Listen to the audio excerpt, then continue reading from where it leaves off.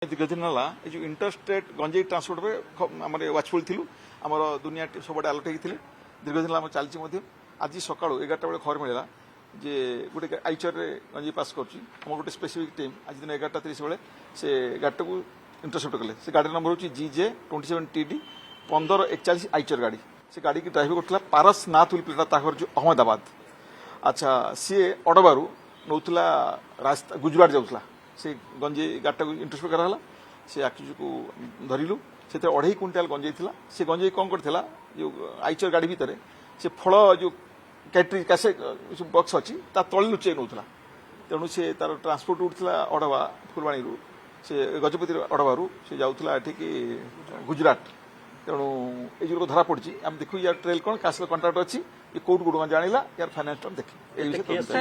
ये केस जना पड़े जस्ट केस है मागू जड़े जड़े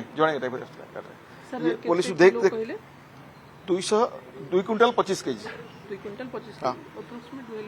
हाँ पाखी 20 लाख हम 20-25 लाख हम